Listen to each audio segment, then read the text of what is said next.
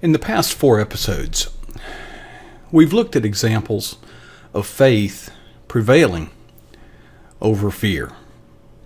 Shadrach, Meshach, and Abednego, the Spartan 300, Daniel and the lion's den,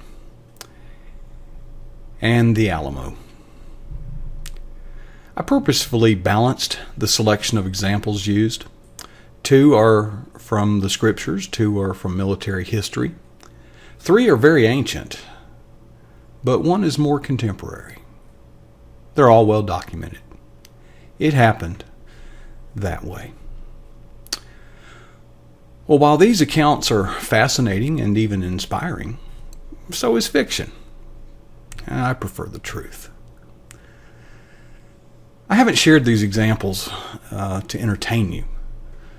I've offered them to serve as an anchor, something to hold on to, with white knuckles and bloody fingers if need be. If faith is superior to fear, then we need to ask another question. Faith in what? You see, we all have faith. Yes, it's true. Even if you reject faith in God, you're actually expressing faith in something else.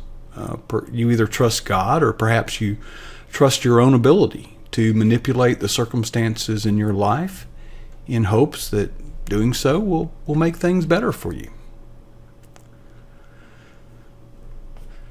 When faced, not if, but when faced with a decision that offers a choice between the lesser of 2 evils, is your decision going to be based on faith or on fear? We've concluded each of our 4 chapters by looking at a verse in 2 Timothy, chapter 1, verse 7.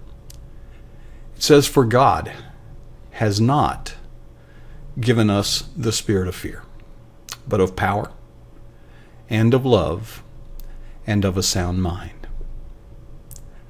Let's look at each of those 4. Fear. Actually, it says a spirit of fear. Now, some fear is healthy. If you're about to step on a rattlesnake, I certainly hope that your fear is great enough that you will alter your course. But fear can drive us. The spirit of fear can drive us to make poor decisions.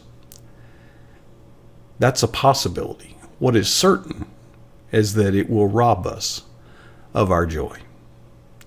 We'll do another blog on fear later. But for now, if you're faced with a crisis, are you governed by fear and somehow thinking God is speaking to you through fear? That voice you're hearing, it ain't God. It's the enemy. Power. Are you feeling powerless? If you are, who is influencing you to feel that way? A friend? Really? God did not call us to live lives of serial defeat. No, He didn't place us on this earth to suffer through defeat after defeat, and the only escape from it is when we die and go to heaven. Yeah, there'll be some bad plays in the game of life. There'll be some interceptions, some fumbles. There'll even be some losses. But victory is certain. That was settled about 2,000 years ago. Love. Would you characterize your attitude as one of love? Or maybe the better question is, would others characterize your attitude as one of love? Are you angry a lot?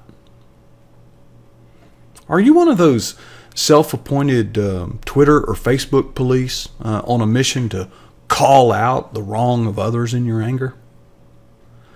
Are you on some kind of social media crusade to expose the truth? and therefore crush the enemy? How's that working for you? You know, if you choose to wallow in that poison, I honestly, sincerely feel sorry for you. And it is my hope that God will speak to your heart through this verse. Sound mind. Well, we all want that, don't we? You know, if we're not to be given over to a spirit of fear, then we are powerful. You see, our power comes from our love. And thus, a sound mind is just the natural result. You see, it's a 360-degree ecosystem. If we have a sound mind, we act on faith.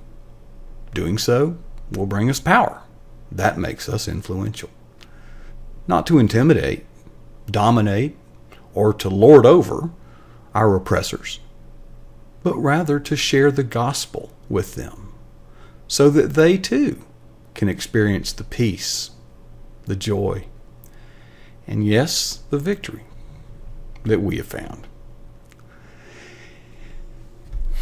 Throughout this series, I've really done everything I know to do to present this in a way to reach out to you, to give you that anchor to hold on to no matter the storm. I've tried to inspire, persuade, entertain, illustrate, joke about, anything to get the message across. But you know what? It really doesn't matter how hard I try. A single and persistent fact remains that will determine whether you will act in faith or in fear.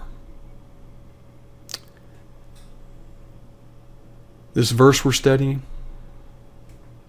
it's either true or it's not. You either believe it or you don't.